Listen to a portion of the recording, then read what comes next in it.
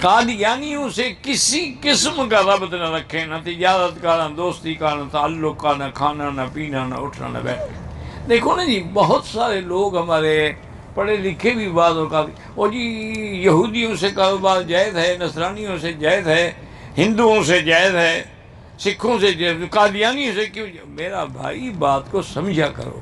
ہندو اپنے آپ کو ہندو کہتا ہے، سکھ سکھ کہتا ہے، یہودی یہودی کہتا ہے، عیسائی یہ بدبخت تو اپنے آپ کو مسلمان کہہ کے دھوکہ دیتے ہیں۔